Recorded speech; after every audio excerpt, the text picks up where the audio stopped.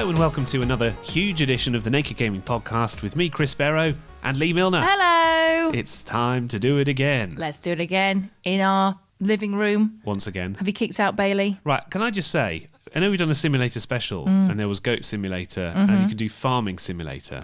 I feel like it's like a farm in here because Bailey's been kicked out again, but then the dog next door's going nuts. I know. So it's like our own farming simulator, but it's actually real life. Anyway, the Tamagotchi refund, which I told you I'd let you know about last month, has actually happened. Oh, good. Got all the money back. So we can go for dinner.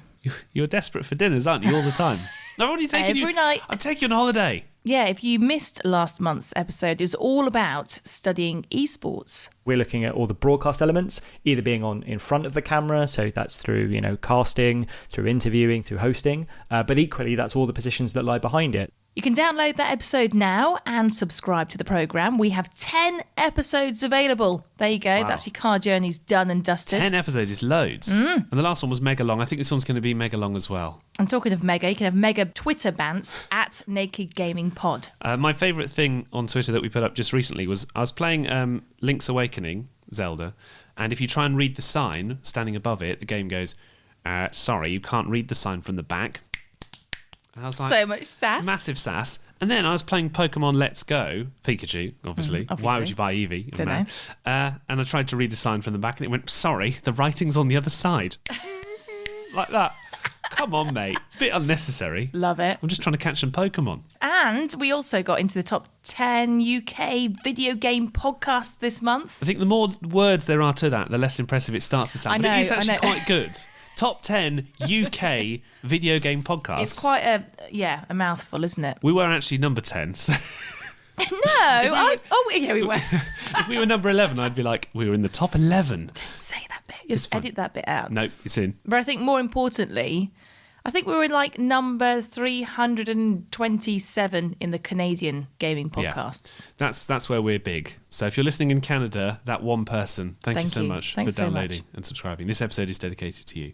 This month we've got loads planned anyway for you. Yeah, we've got the Rugby World Cup, which is taking place in Japan at the moment, and FIFA 20 has just been released, so it's basically a sports special. Yeah, well, we went head-to-head in this beta version of Rugby 20, which is the latest rugby game that you can get your hands on to try and see who's actually going to win the Rugby World Cup. I played as Japan, because they're the hosts of the tournament, and you were England. He's in. He's in. He's in. Yeah, it was quite loud, wasn't It it? was very loud. Quite competitive as well. I mean, I don't want to say anything now. I know why you don't want to say No, anything just now. we'll have to see who's the champion. You can find out very, very shortly. All right. Well, also this month we'll review FIFA 20 and hear about a special virtual reality go-karting experience. We understood what we were making just right when we sat down in the go-kart. I mean, it was everyone wants to be in Mario Kart in real life. And speaking of Mario Kart, we will review Mario Kart Tour with Alex Rhodes. Let's open it up, let's get ready, let's go. Let's go, as Mario says. Also, Mario's been inspiring poetry. What? Yeah. One author has been nominated for a huge prize called the Forward Prize. Lots of really famous authors have been nominated for this, in their early career, and they go on to do huge things. Like Salman Rushdie, for example. I've got one. You've got a poem or a Mario poem? A Mario poem. I've got my notes ready somewhere. Hang on. How long did this take you to write? About an hour. Right. You ready? Okay. Okay. There once was a video game character called Mario, who was born by the river Sagittario. So what? The river what? Yeah, whatever. Shut up. The It's a river what? It's a river. Okay. He liked eating mushrooms and dressing up in costumes, but don't let him eat too much. Haribo. I like that you committed, because once you said Mario, you had to all the rest of them. Keep going. Wow. I'm always committed. That is spectacular dedicated. poetry, yeah. I think the legitimate and genuine author, Stephen Sexton, who's written this book of poetry inspired by Mario, might not like what you've just done. I think he'll love it. You think he will? I think he will love it. Okay. We're going to hear from him later on after it was announced he was nominated for this huge prize. And as for new releases this month, it's Trine 4, Call of Duty on the mobile, and Untitled Goose Game. Now, this is my personal favourite, where you play as an antisocial goose. I mean, what's not to like?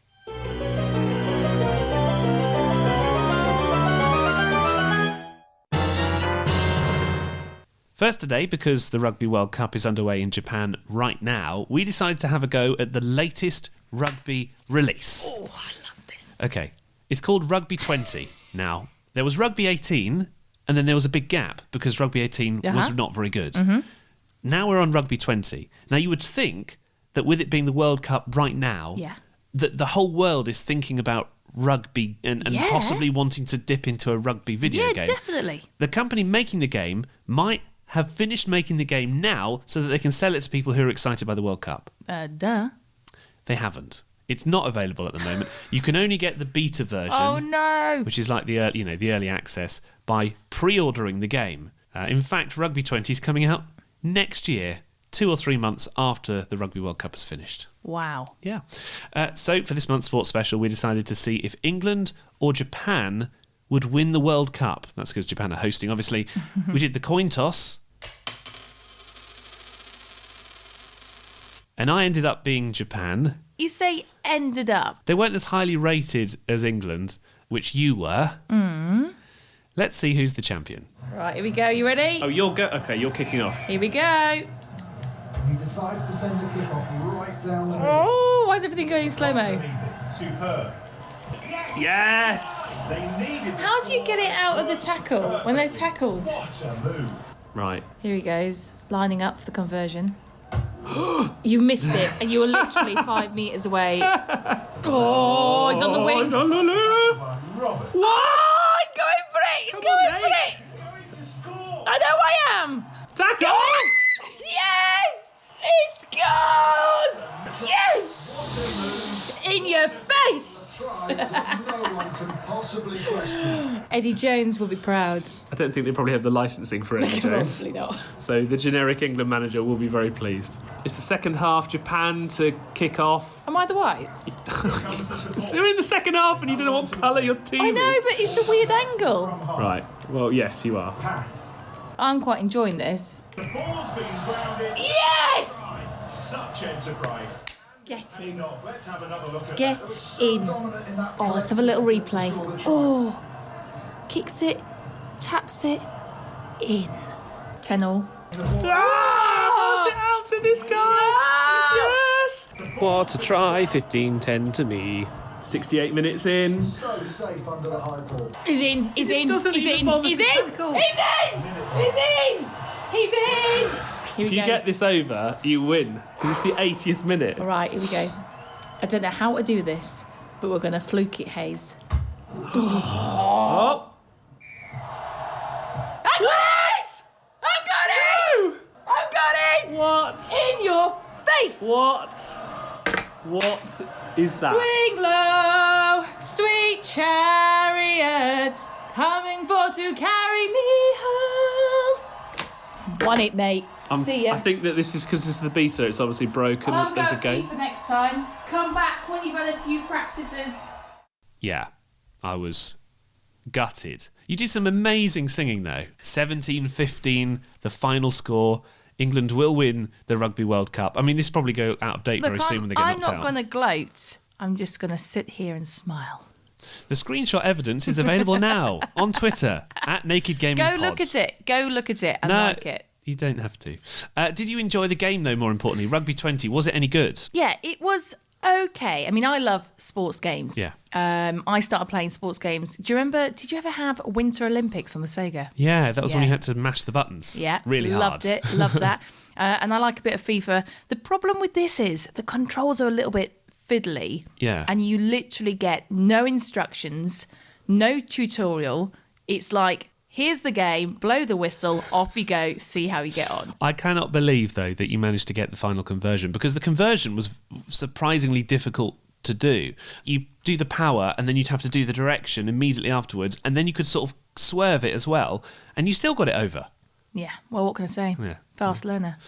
As a rugby league fan, which you are, did you mind playing rugby union, which was what we were playing? but I think they should be releasing a rugby league game soon because then I can win you at that as well. Rugby League 20, it's coming soon. But Rugby 20 itself is coming out early next year. You can play the beta now by pre-ordering the game on computer, PS4 and Xbox One. It's £40 to pre-order, but as I discovered, if you don't massively like the demo, you can then cancel that pre-order and you get a full refund. You know all the cheats, don't I do, you? don't I? and it still didn't help me win. He's in!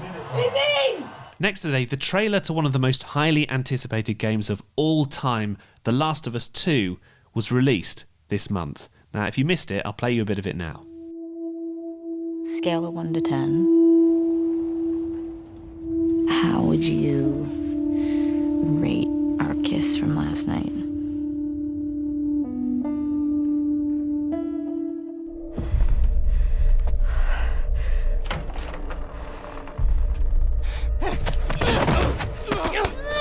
Get off me! Please stop! So we just watched it for the first time. It's been really hard to avoid watching that trailer because it's so highly anticipated.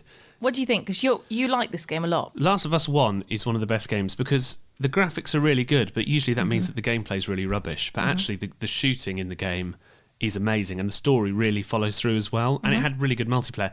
This one, it looks like it carries on from the first one. So you've got Ellie, who is the girl who you're trying to rescue in the first game. The massive shock, though, for me is that Joel, I think he's called, the guy who played us in the first game. Comes back. He's back, baby. Do you know what I mean?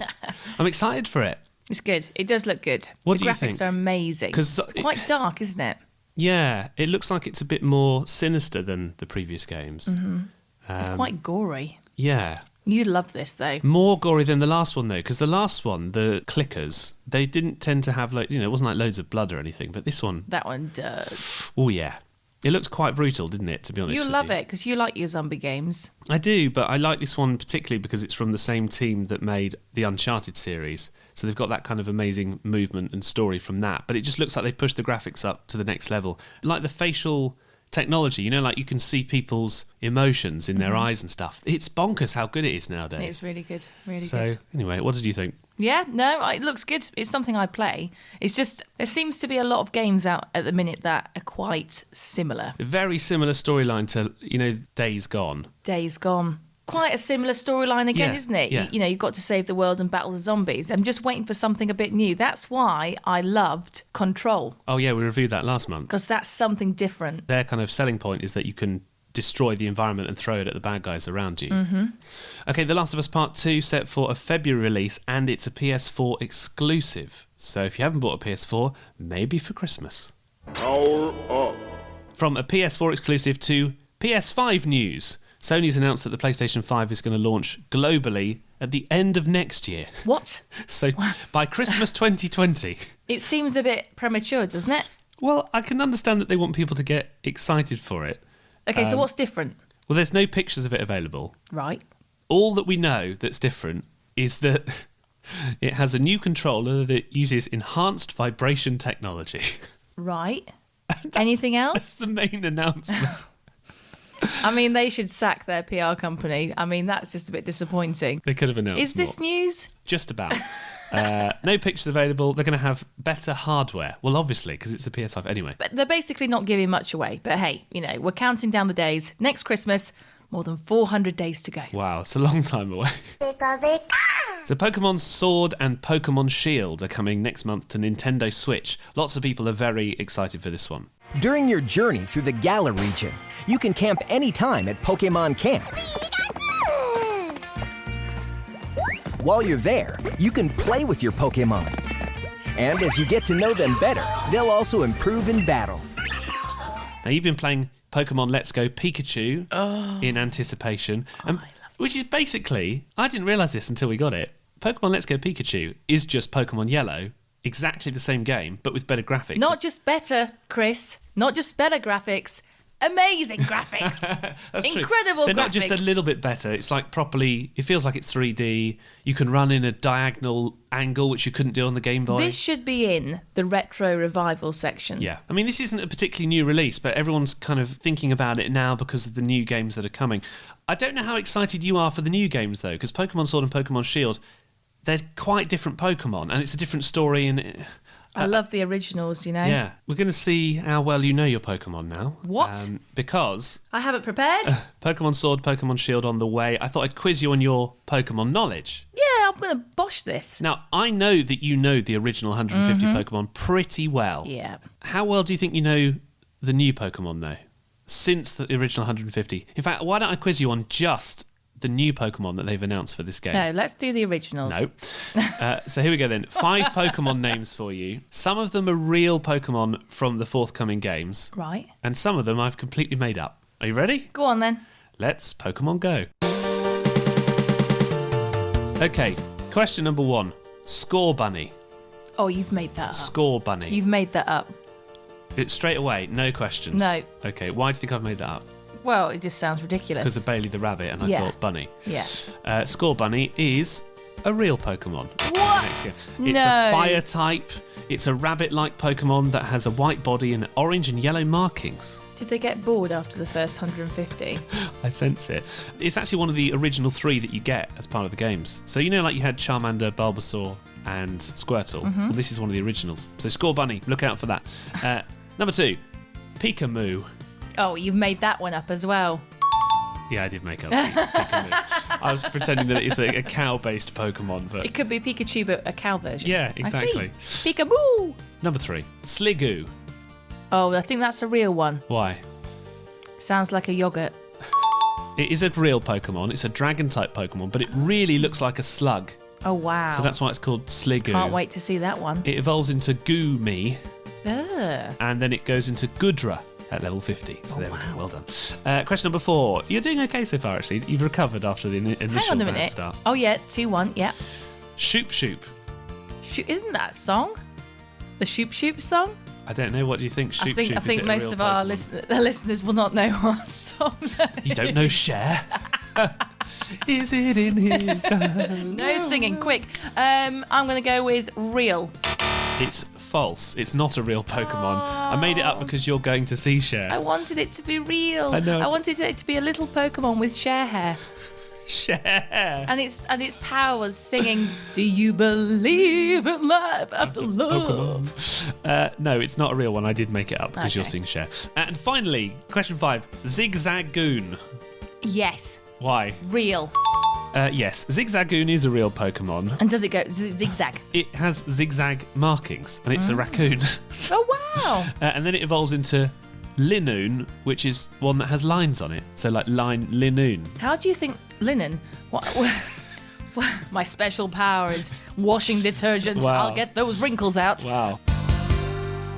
So, how do you think they come up with these names? I think that they do them originally in Japanese and then they translate them into English and I then they see. go, oh, what does it look vaguely like? Let's combine those words. Zigzag, raccoon, zigzagoon. Well, you did very well. 3 out of 5, actually. Get in. Which is a win. Get in. Just. I'm a winner, baby. I feel like I'm clawing back points. What, from the Rugby World Cup? Okay. Yeah. This is more my kind You'll of never territory. win. You'll never Oh, win. I know. Pokemon Sword and Pokemon Shield are out on Nintendo Switch on the 15th of November, so we'll be reviewing them in next month's episode.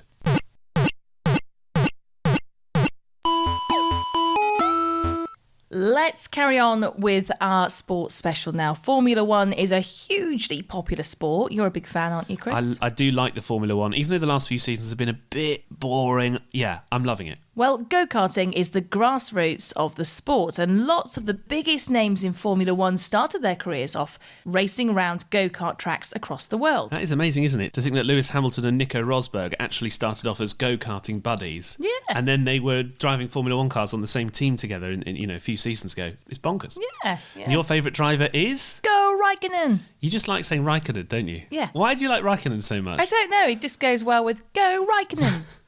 Pokemon Let's Go Raikkonen. Yeah, exactly. That could be a Pokemon. Oh, I should have said that anyway. Anyway, there's a new development using the latest VR technology, virtual reality go-karting. It's amazing. It's like being able to race in Mario Kart for real. Well, this has been designed by Paul Vowell, who is the CEO of Noise TV, and he's been driving this concept. Love it. Immediately, we understood what we were making just right when we sat down in the go-kart. I mean, it was everyone wants to be in Mario Kart in real life, participate in fighting elements with your teammates and people watching, even spectators with iPads, sharing the experience, not just people with the glasses who are driving. And this is something I've always wanted to happen when I've been go-karting before. If you basically get the equivalent of a boost in your AR, through your headset or someone, might give you a boost from the sideline, your vehicle goes faster. It goes faster, correct. The go-karts themselves are set on 4 different speed variables. Everyone starts off at a 2, And throughout the game, you can progress up to 60 miles an hour. We can't go and throw, shells at each other, but we can stop the go-kart and give the same kind of experience. And the other viewers driving will see you spin out of control. Is it quite a difficult thing to actually integrate when you're coming up with it in the first conception? To my knowledge, we're the only people in the world who have attempted this kind of motion integration into an experience. But the good news is we have put one in Las Vegas, and everyone wants to go to Las Vegas. We plan on taking this on the road. I used to be a musician. I'm used to a life of touring. That's how I intend on implementing this. Paul Vowell, how interesting is that? And they are looking at rolling out VR go-karting experiences across the world next year. Was rolling out also a pun? Let's move on. Stop kidding around. Snake? Later, we'll be reviewing the new free-to-play Mario Kart Tour, which just came out on mobile devices. But before that, Mario has been inspiring poetry. Yeah, Stephen Sexton has just released a book of poetry called If All the World and Love Were Young, directly inspired by playing Mario as a child. Now, not only that, it's been shortlisted for the Forward Prize for Best First Collection, which is a hugely prestigious award. So why did he write about Mario? I thought it would be kind of silly if somebody wrote about video games, not in general, maybe, but more particularly Super Mario World. And part of that, I mean, it's a little mischievous, but part of it is a little bit about certain ideas of higher art and lower art, which I don't necessarily subscribe to, but nevertheless, I can't shake that. Because you said in one of the headline quoted things, for me, Death and Super Mario have always been connected. Now, there's obviously like a lighter side of that statement, which is that if you play Mario and you're rubbish, you will die constantly. But I think that there's a more serious side to that as well, which you're working into this. That's absolutely true. And as I said, much as I thought this would be kind of funny, that it would be kind of silly. I mean, my mother had died in 2012. So when I was writing these in 2015, I suddenly got this feeling that that's actually what I was trying to talk about. So when I was looking at the video game and I was thinking, Yoshi's house, one of the first places you go, there's a tree in it, lots of little berries in the tree. So when I was thinking, how do I make this into the real world as such? I thought of the house that I grew up in that had a holly tree in the garden and its little red berries in it. That must have been really difficult because, you obviously didn't run out of ideas, but was there a point where you thought, how am I going to do all of the different levels in this? How am I going to relate everything and tie it all together? Because it must have been a huge challenge. My narrative, I suppose, is one that describes illness and, and cancer and treatment and a period of remission and ultimately loss. So it was absolutely hard to do that. But the hardest thing, I suppose, is being true to that experience, even if a protective urge, protective of myself, encouraged me not to. You really have written a poem called Yellow Switch Palace, for example. And Yoshi's Island 2 is there, next to Yoshi's Island 3. I suppose it's given you the framework, but then you've expressed yourself through that, I imagine. Absolutely. And that structure I was extremely useful. Donut plains. It's missing a big hole in its middle. And I managed to suggest perhaps that Northern Ireland and Donut Plains are in some ways comparable. Thanks to Stephen Sexton, and If All the World and Love Were Young is out now. You're listening to the Naked Gaming Podcast with Chris Barrow and Lee Milner. From Mario-inspired poetry to the first of our new releases today, and this ties in with our sports special as well, go-karting, because it's Mario Kart Tour.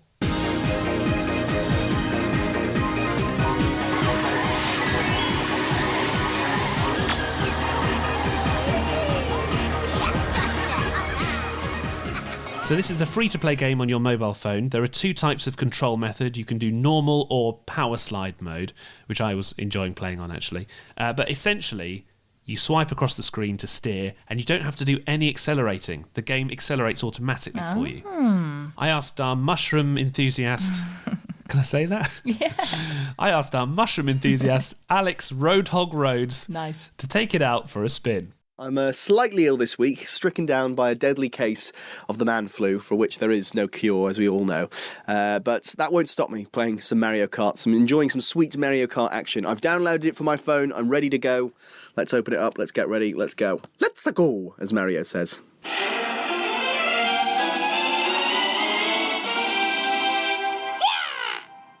Guess what character I just got assigned? Toad. I don't know if you start with like a basic character. Oh, you get to choose your cart as well. There we go here. Practice controlling your cart. Now, weirdly, you play it vertically. Okay, here we go. 3, 2, 1, go. So you accelerate along as... Oh no, I've crashed. I tell you what, I would not be able to get insurance in the Mushroom Kingdom. I'd just be bouncing off everything. Turn. Round. Whenever I've played Mario Kart before, I've got a controller in my hands normally. Oh, I'm in the air, I'm flying. Okay, bit of a rip-off of Diddy Kong Racing, if you remember that. But you get to sort of paragliding sections and boating sections. I think to compensate with the fact that they know the controls are a bit fiddlier, you are going slower. Like, your base speed is lower. It doesn't have that kind of racing feel. Somehow I came first there. I spent most of the game just smashing into the barriers, but I won that race, so well done, Toad. Now I think you get a reward. Here we go. Bowser. Right, it's time for an actual race now. So you get to choose, your character. I've only got 2 to choose from at the moment, Bowser and Toad. I'm also a little worried because it's showing the list of my competitors. A lot of Japanese names in there, which makes me a bit concerned that I'm going to get thoroughly thrashed. Because I think this game came out in Japan before it hit the West. I mean, not that it's going to make a difference. I'm going to lose anyway. Right, okay, here we go. Oh, my cart looks tiny and ridiculous. Okay. I've picked that as a slower character, but it does let me bash people out the way.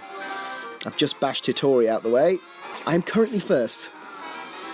I think it's hopefully ranked me against other complete amateurs. Somehow I'm first. I'm ahead of the pack. Come on. Yes! I've won. I've actually gone and won it. Unbelievable scenes, Chris. Unbelievable scenes. Despite being a rank amateur, despite not being able to use controls very well, I've actually only gone and beaten them. And I think, as I said, I think I'm playing online against real players. This is huge. Level 2, straight away. Unstoppable. Suddenly, I kind of like this game a bit more now. That's weird, that, isn't it? Now that I've just dominated the competition, suddenly, maybe it's not all bad. Okay, that'll do for now. I'm gonna go out on a high, because that was incredible. Spectacular. One weird thing to mention, I mean, I don't want to detract from Alex Rhodes and his glorious victory against all the people online that he beat. But the game tricks you into thinking that you are actually racing real people online when you're not. So he wasn't actually beating everybody. So he was just racing alone. He was racing alone. Alex. So it's bizarre though, because they come up with lots of strange names, and he was saying Japanese names that you're racing against, and they look like real people. And some of the characters, like you'll get 3 Toads in the race. And 3 Princess Peaches, and you think, it must be a real race, because otherwise why would you repeat the characters? But no, they're not real people, so I don't really get that. But it is free to play. Don't bother spending money on it, but there is some fun to be had there. Mario Kart Tour is out now, free to play on mobile devices, and there are rumours of a multiplayer mode coming soon. Let's hope that they do get that. Let's go!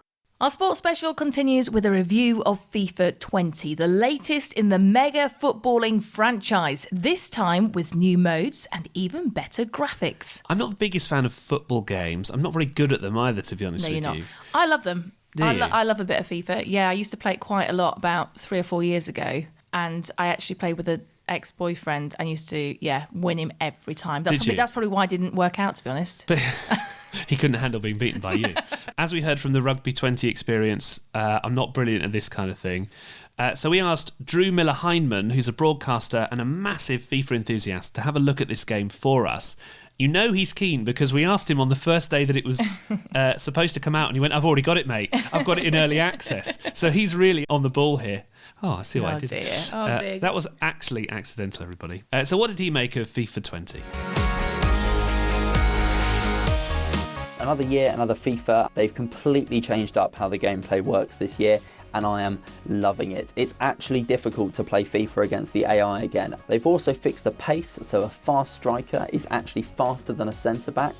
Very satisfying. You're not going to be facing the same 3 strikers online and the same 4 defenders online, because you've got to weigh up, do I go for speed, where I know I can probably outpace someone but will be hopeless in the air, or do I go for a bit more height and hope that my pace is still a little bit higher than theirs? I'm absolutely loving online play, and I don't really play online in previous FIFAs. Welcome, Capcom. Access granted. Please proceed.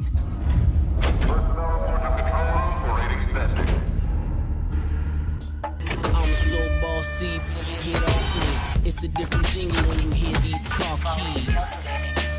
They've added new mode, Volta, the combination of the great old FIFA Street and the terrible new one. They've done really well with pretty much everything there. It's fun, it's arcadey, it's got a huge breadth of pitch sizes and team sizes. They have got a new sort of story mode that replaces the journey mode of previous years that's really cringy and actually quite unplayable in terms of cutscenes. It's fun to play the Volta mode, but it's less fun to listen to one-dimensional characters deliver lines in a way that just makes me bite my tongue and curl my toes. Exercise reboot in T minus 5 seconds. Exercise reboot in T minus 3 seconds. Commencing exercise. 25 smooth work like short hit Delaware twice needed 25. The main change is to the gameplay, and I think it makes this FIFA probably one of the most revolutionary since we had the Frostbite engine first come to FIFA, and I think it also makes it probably one of the best ones. I think this will actually be enjoyable. It won't become formulaic of doing the same sort of plays every single time to score goals with the same players. The one thing that I think I'm not positive about is the changes to career mode that were really, really hyped up. It is still another FIFA. In essence, it is still another FIFA, but it's probably the most different FIFA from the previous year we've seen in a long, long time, and I'm really excited to explore all the new features they've put in and the different ways that they've changed it.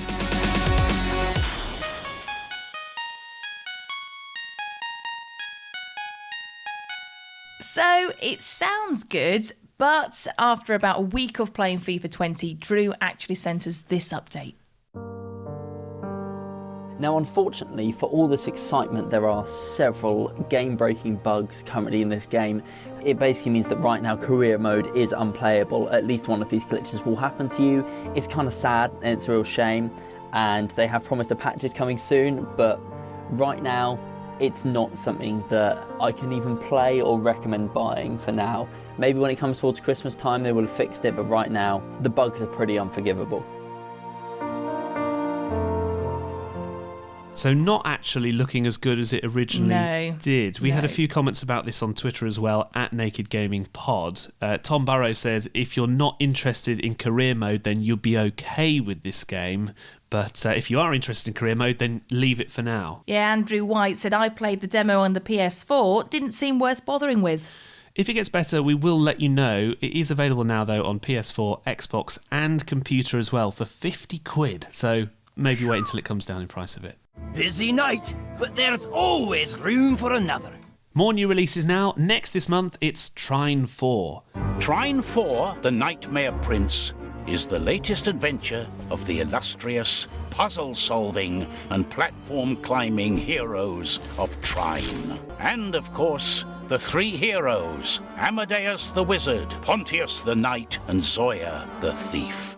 Now, if you've never played Trine before, you've not played Trine, have you? Nope, never. So it's like Super Mario, the platforming game, which you love a platformer, right? Yeah. With proper graphics, Mhm. very complicated puzzles, but in a good way. Okay. And the yeah, no. I've gone.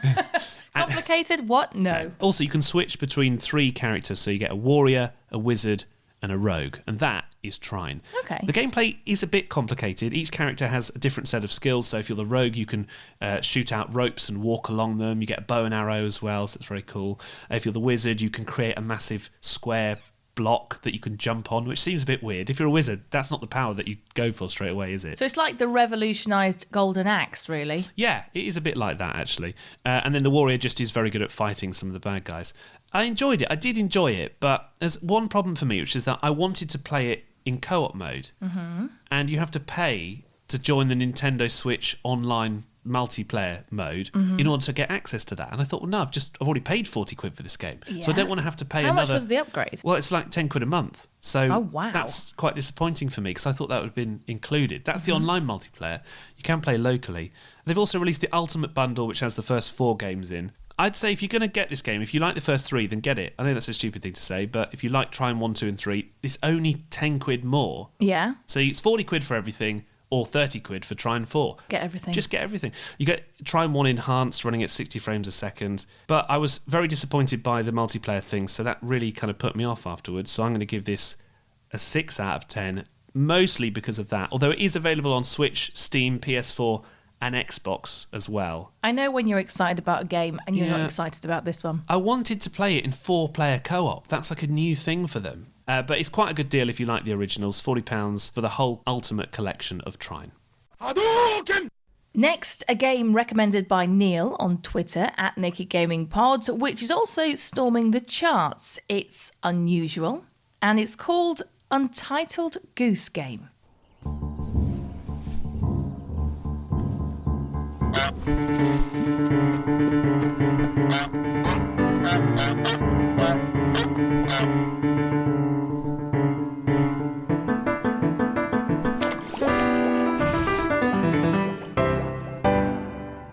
So, Untitled Goose Game was the #1 seller this month on Switch. I love this. And it outsold Zelda Link's Awakening.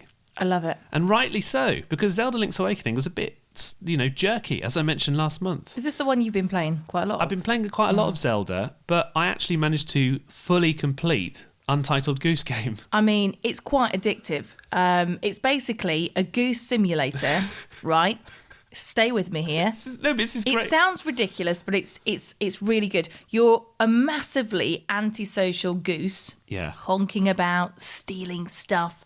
I mean, there's a bit of there's a part where you untie someone's poor shoelaces. He's got glasses on. He falls, and you nick his glasses. But it's funny though. But it's really like quite a you're a brutal goose. Exactly right, and it's quite funny. You have some quite complicated puzzles you have to sort out. Yeah. And for £18, yeah. I mean... You're going to hit the table then, but you're worried. Yeah. Go on, hit the table, see what happens. You're like, ow, my hand. It's brilliant. 18 quid, I think that's very cheap. The only criticism I have is that it's quite a short game. So you can complete the whole game in 4 hours if you're just going to bash through it, but you don't bash through it. I disagree. It took me 4 hours just to get to the second level. So it depends on what sort of, how well you do. But what I'll say is, when Chris gave me this game... You were not impressed at the idea. You were like, no. What?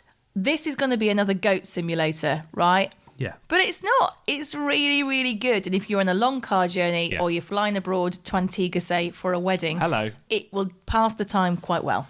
It's a really, really, really good game. You get lists of stuff to do. So some of the objectives are things like steal the old man's hat and then have a picnic. So you have to drag carrots out of his garden patch and a tomato and a picnic basket and a sandwich. But then every single character, once you've completed their little level, puts up a no goose sign. Love it. Love it. That's what we should have, a Bailey simulator. Yes, and an antisocial rabbit simulator. Yeah. I've already got that. That would be good. What would you give it out of 10? I'd say an 8 out of 10. What would you say? Yeah, I think I'd agree. Yeah. It could have a few more objectives, but that might come in the future. It's out now on Steam and Nintendo Switch, and it's £18. And for more simulators, download our Simulator special episode from August, available now on iTunes, Spotify, everywhere. Yeah, which includes Goat Simulator, Flight Simulator Chat. Is there a farming one? Farming Simulator Chat. Or, we basically did all the simulators. And a Bailey one coming soon. Yeah. Just a quick mention of Destiny 2's latest expansion, Shadowkeep, which has just come out. It's getting very good reaction online, although apparently it's also very short. It's a standalone, which is unusual for an expansion for Destiny 2. So if you're looking for an excuse to get back into Destiny, then you might want to go and check this one out. But it's relatively expensive. You're looking at kind of 30 quid territory, and it's quite short. But just to let you know that it's out there if you're a Destiny 2 fan. And it's also set on the moon, which is what we like. If you want to send us your review to gaming@nakedscientist.com, please do. You're listening to the Naked Gaming Podcast with Chris Barrow and Lee Milner. Time for Retro Revival, my favourite part of the podcast. It is, isn't it? This is why you get out of bed. I love it, where we look at old school games that are being re-released, starting with Darksiders 2. Definitive? Believe me, this is one of the problems I actually have with this game. So Definitive Edition on Nintendo Switch. And you're not going to edit that out to make me look silly, aren't you? I'm going to leave that right in. That's a mouthful for a game. So, the Chad Council sends only one horseman even to the past. No, this visit is unsanctioned. In fact, no one knows you're here. So the original was released in 2012, and I never played it. I was getting excited for this, to finally get into this game, because they've just released it for Nintendo Switch, which obviously, as you heard last month, is quite new for us. So you play as Death. I do most days. What, when you wake up in the morning? Exactly. You're trying to save your brother, War, from evil forces. Now, I thought that Death and War were evil forces, so I didn't get that. Your plan eventually is to revive the human race. But the problem is that as Death, even though you're supposed to be Death, you're not powerful. This is a bit confusing. And then you get injured very early on. And I was like, but why is Death getting injured? Because you're supposed to be super powerful as Death. What happens when he gets killed? Exactly.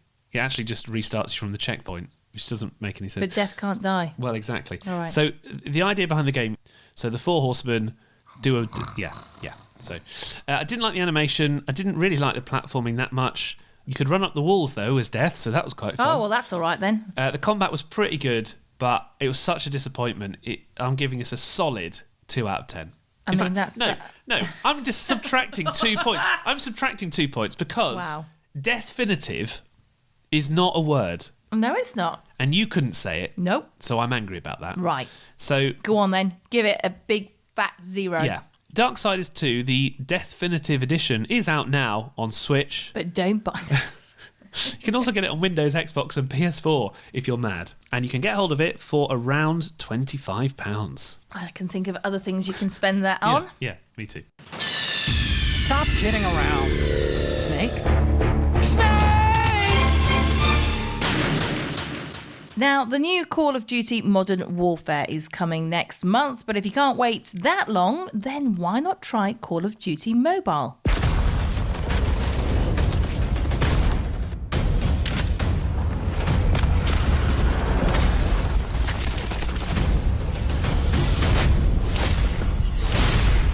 You get classic maps, a great team deathmatch mode, although the controls are a bit fiddly. It's basically the same maps that you've played before in previous Call of Duty games, although there are only 5 at the moment. Yeah, it's actually fine though, for a free game as well, for a download on your phone. I thought it was very good. The controls are fine. You know how it can be very difficult to do like a first-person shooter on your phone because there's no like analog sticks. Mm-hmm. It's actually okay. Once you get the hang of it. I can't imagine how you would play that. Well, you sort of press onto the screen. So the left half of your screen is moving around and the right half of your screen is aiming.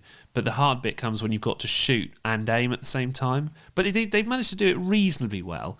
Then the new thing, which I've never seen before, is there's a Battle Royale mode, which is very similar to Fortnite. Mm-hmm. We talked about Battle Royale modes. For people who don't know what Battle Royale means, have you ever seen the Hunger Games? Yeah. It's basically like that. So you get a massive area, there's 100 people, and the area gradually gets smaller, forcing you to the middle, and it's a huge, massive death match, and last person standing wins, essentially. Love them. It is a really good mode, isn't it, as well? I like It's that quite. mode. You can see why people are addicted to it. In that mode, you can go third person rather than first person, so the camera can go over your shoulder, which is I've never seen before in a Call of Duty game. So that's really good. It also got more downloads than Fortnite when it was released, so I'm not surprised. it's very popular. It's really, really popular. Because I like Call of Duty anyway. Yeah. Honestly, never thought of downloading it because I thought it'd be too fiddly. Yeah. Well, you can stick a controller onto it and play it through a controller, but then what's the point of getting it on your phone? Exactly. Do you see what I mean? Exactly. I would say stick to Deathmatch because the Battle Royale is fine, but, it's nothing special. But Deathmatch is great, and for that, for free, an 8 out of 10. Nice I really one. like it, yeah. Call of Duty Mobile is out now for mobile devices. One more retro release this month, and with the update on iPhone to iOS 13, which is the new operating software, Apple have released Apple Arcade.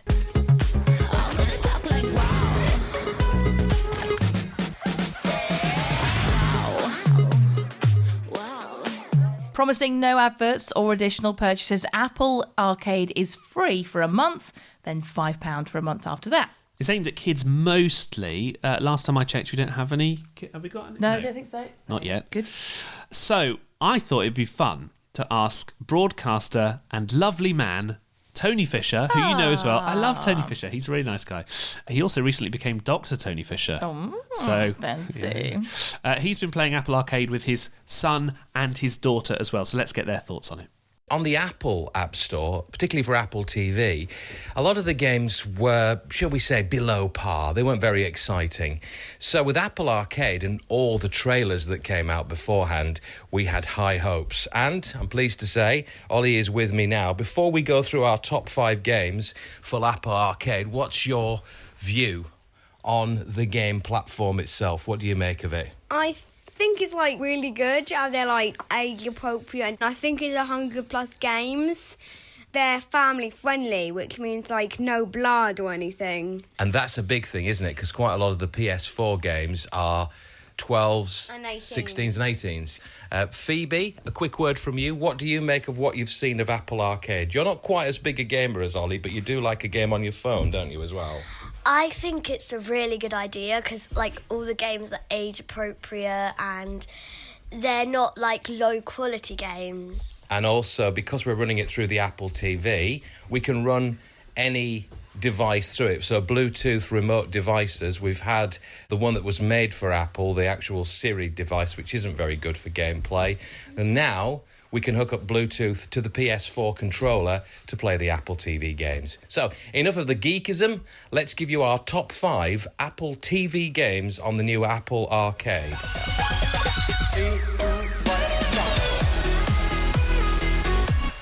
5. At number 5, it is Frogger in Toy Town. Frogger in Toy Town. What do we have to do in this one? So basically a version of Crossy World, where instead of infinite, there's different levels and stuff. 4. We have a really gentle one at number 4. Phoebe, what have you chosen? I have chosen Projection. And what's Projection like, and why would you enjoy playing it so much? It's all about shadows and doing a little girl to follow her dreams and stuff. Yeah. Ingenious bit of gameplay here where you have to cast a shadow, which makes a little bridge that gets you from one place to another. So it's a platformer, but it's got a real serene quality about it. That's Projection at number 4. 3. Here's a one you'll see tons of trailers for, even bus sidings. At number 3, Ollie, what have you got? Hot Lava. Now, tell me how you play Hot Lava and why it's so popular. So, it's like a parkour game, like where you jump from thing to thing, trying to complete the level. So you've got Hot Lava on the floor, and you've got to jump from one bit of furniture to another, Yeah. Is that right? 2. Until one day her heart broke so violently that her sorrow echoed through space and time. This, in the background playing now, is our number 2. So what is the number 2 game, Ollie? Send You Out to Wild Hearts. A wonderfully immersive game because of the visuals. I think that's the thing that's worth mentioning here, the visuals, isn't it, Ols? Yeah, there's music in the background. It's so imaginative, isn't it? Yeah, it's a very neon world, isn't it? Yeah. So it's not a fully imagined landscape. It's very dreamlike, isn't it? Yeah, and how you can fly. Great soundtrack as well. Sayonara Wild Hearts at number 2. Very playable. 1. And the number 1 game is... Sneaky Sasquatch. Sneaky Sasquatch. This is the one that was really the spearhead of the campaign for Apple Arcade. And I think Ollie can tell you a little bit more about why this is the number 1 and what you have to do in the game. Ols. So, let's say it's a bit like a survival game. Yeah, so you are a Sasquatch and you are wandering through this campsite, yeah? And you've got to pick up things along the way and you have to go back to bed. A little bit like Minecraft, where you've got to go back to bed at certain times when it gets dark. Yeah. But the animation is really quirky, isn't it? I know what you mean. Because you can eat stuff, can't you, as well? Yeah, and you get milk.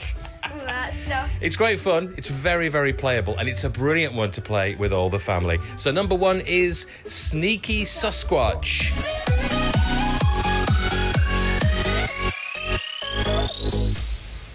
great reviewing Dr. Tony Fisher, Ollie, and Phoebe. You can come again anytime. And Tony Fisher works in radio, so I was thinking that they should have to redo his jingles to Dr. Tony Fisher. Oh, I love if it. If I was a doctor, yeah. I'd be getting that remade Definitely. on day one. Definitely. The only thing I will say is that some of the games are huge. So for a mobile phone, which you can play them on, we heard you can play them with controllers, obviously. Yeah. But 2 gigabytes is a lot of space for your game. So I tried to download 3 games on my phone and it filled it up. I need my space for my photos, where I'm going to put all my selfies. I thought you were saying I need my space.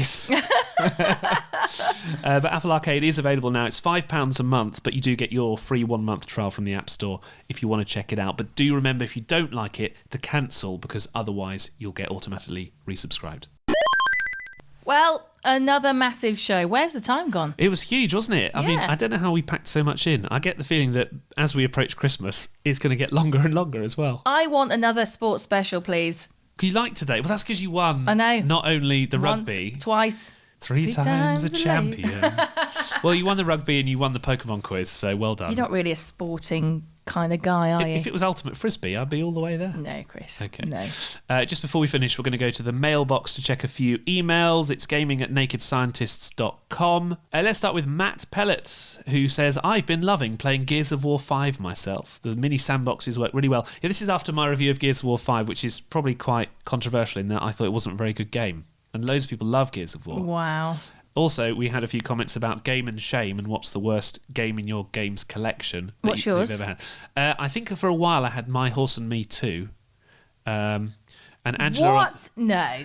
Was it yours? Apparently. I don't remember buying it, genuinely. Right. And then also Angela said on Twitter that she didn't like Worms Armageddon and that was a shameful game to have. Worms is not shameful to own. Yeah, I'm with you there. Yeah, I'm with you. Worms is a classic. Boring. Okay, I think we need to end soon. Rob on Twitter as well was talking about the PlayStation 4, and he asked us this question. Considering buying a PS4 to play some of the platform exclusives. That's a good question, isn't it? Is it worth buying a PlayStation 4 if you, let's say you've got another console like an Xbox, which I don't think is worth buying, or a Switch? Should you buy the PS4 for some of the platform exclusives? Because there's loads coming out very soon. Definitely. Yeah. I mean, you're talking to the wrong person though. I will back PS4, PlayStation all the way. It's the only console for me. Yeah. Well, Last of Us 2, we reviewed the trailer for that this month. That's coming out. Death Stranding as well with Norman Reedus. We spoke about that last month on our episode there, talking about facial scanning and facial recognition stuff. God of War as well. There's loads available, and Rob actually agrees well. He's saying, I'm thinking about it. You know, you've got Last of Us 1, Horizon, God of War, 1 to 4. He says he's making the case for himself to buy one. So basically, buy one. Solved. You know, we're talking about the dog and the rabbit. Yeah. Can you hear that? There's a plane going over, isn't there? So we've got Flight Simulator above us, Farm Simulator happening all around us. Because remember, we do this in our living room. Yeah. So Chris is sitting on the floor with the microphone. Yeah. And Bailey's being kicked outside. Anyway, I was just thinking we could think of all sorts of simulators. Well, I'm going to go and play Laundry Simulator in a minute. Good stuff. So if you want to get in touch with us, why not? No, literally, why? Why not? What's? Oh, right, you're right. Yeah, what's your reason? Yeah, why aren't you doing it now? We want to know, what games are you playing at the moment? It is interesting in the run-up to Christmas what people start to play, and if you start thinking, because summer releases, you know, there's loads of summer releases. That's why these episodes are so big at the moment, because there's so much stuff coming out. But as we approach Christmas, it's like, what are you playing? What are you playing? Yeah.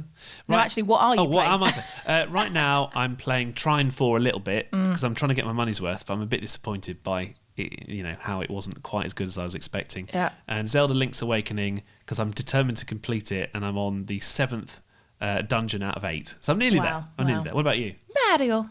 Well, just Mario. Mario. Which one? Oh, the same one that you've been playing for months. I love it.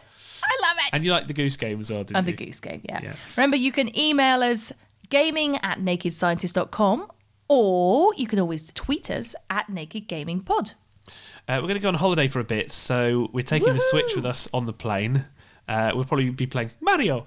And Crash Team Racing as well. Love it. So I'm going to make this plea now. If you'd like to sponsor this podcast, please, because I had to buy an extra expensive return flight because Thomas Cook folded. So our flights home were significantly more expensive than I was expecting. So if you'd like to sponsor this podcast, please. Yeah. I've just had a really good idea for a game, Aeroplane Passenger Simulator. Ah. Like where you sit there and then someone in front of you like lowers the seat down and then you have to press triangle to complain and call over the air hostess. This is great. And you could have like a baby crying in the back, and then someone's been sick. You? No, I always panic. Well, only recently you started going. We were on a plane not so long ago, and it was taking off, and you went, "I'm gonna die." The turbulence was horrific. This woman next to us was just reading her book, looking at you like, "I need to get on with 50 Shades of Grey, please." And what was your solution? I ordered 4 shots of gin, and you enjoyed it. Also, we could do. Beach simulator, because that's like getting a fake tan, isn't it, before we go on holiday. So I'm going to be doing beach simulator as well. We're going to have to do another simulator special, aren't we? Yeah. Anyway, we're looking forward to our holiday. We'll be back next month, though, at the same time. Head to nakedscientist.com to find the transcripts of the interviews. There's pictures. You can leave your reviews of the games there. And also iTunes as well. I've had loads of really nice reviews on iTunes, so thank you so much. Keep them coming. We've got to start packing, haven't we? I think so. Can we take the PS4? How much hand luggage are we allowed? I think it's like 10 kilograms. You don't need clothes. We'll pack the PS4 in yours, and I'll have clothes in mine. Okay, bye. To packing.